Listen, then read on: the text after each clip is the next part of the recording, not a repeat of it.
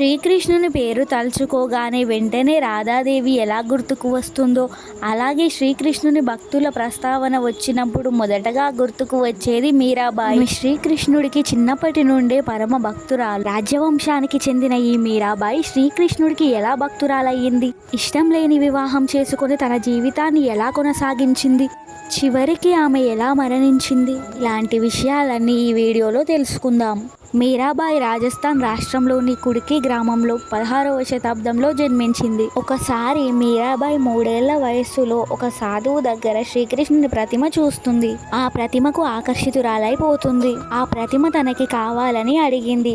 అయితే ఆ సాధువు తను నిరంతరం ఆరాధించే భగవంతుని ప్రతిమని నీవు కోరుకుంటే ఇంతకన్నా చక్కటి బొమ్మలు ఇస్తానని, ఇది నీకెందుకు అని అంటాడు. ఆ సాధువు మీరాకి శ్రీకృష్ణుడి ప్రతిమ ఇవ్వడానికి తిరస్కరిస్తాడు. దాంతో మీరా నాకు ఆ ప్రతిమే కావాలని మారం చేస్తుంది. ఇప్పుడు ఆ సాధువు ఆ విగ్రహాన్ని మీరాబాయికే ఇచ్చేస్తాడు.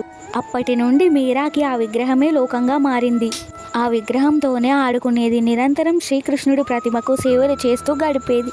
చివరికి నిద్రించే సమయంలో కూడా ఆ ప్రతిమను విడిచిపెట్టేది కాదు. అంతగా కృష్ణ భక్తిలో మునిగిపోయేది. మీరాబాయి తన పసి వయసు నుండే కృష్ణుణ్ణి తన భర్తగా భావించేది.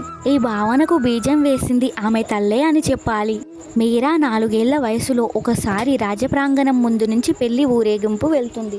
ఆ ఊరేగింపులో చక్కగా దుస్తులు ధరించి ముస్తాబాయి ఉన్న పెళ్లి కొడుకును చూసి, అమ్మా నా పెళ్లి కొడుకు ఎవరు అని అడుగుతుంది. అప్పుడు మీరాబాయికి ఏం సమాధానం చెప్పాలో అర్థం కాని తన తల్లి మీరా చేతిలో ఉన్న శ్రీకృష్ణుని ప్రతిమని చూపించి, ఇదిగో ఇతడే నీ పెళ్లి కొడుకు, త్వరలోనే నీకోసం వస్తాడు అని చెబుతుంది.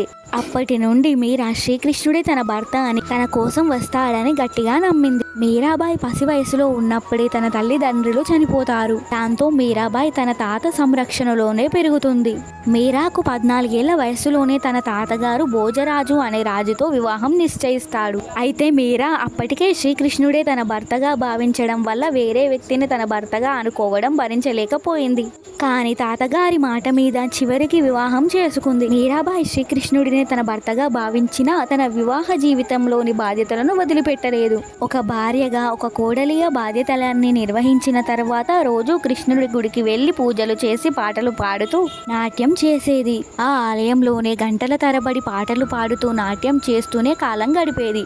ఆమె పాటలు వినడానికి ఎంతో మంది భక్తులు వచ్చేవారు. ఈ విధమైన నడవడిక ఆమె అత్తగారికి, రాజవంశీకులకు ఏమాత్రం నచ్చేది కాదు. ఒక రాజ్యవంశానికి చెందిన స్త్రీ ఇలా చేయకూడదని హింసించారు, అవమానించారు. చివరికి రాజవంశీయులు తమ గౌరవాన్ని నిలబెట్టుకోవడానికి ఈమెని హత్య చేయడానికి ప్రయత్నించారు. ఒక బంగారు గిన్నెలో విషం కలిపిన పాలను ఇచ్చారు.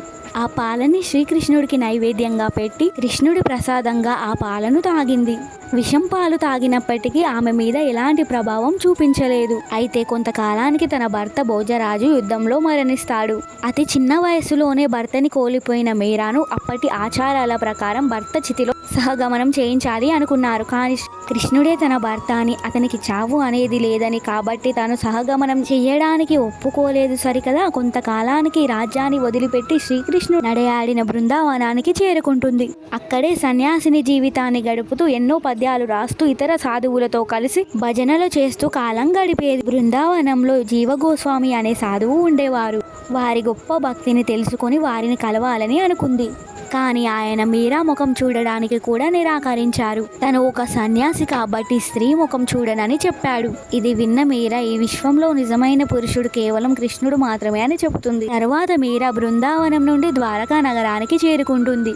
అక్కడే తన చివరి రోజులు గడిపి శ్రీకృష్ణుని విగ్రహంలో ఐక్యమైపోయిందని చెబుతారు. ఆమె మరణించిన తర్వాత గుజరాత్లోని చిత్తోర్గఢ్ కోటలోని ఆమెకి ఒక దేవాలయాన్ని నిర్మించారు.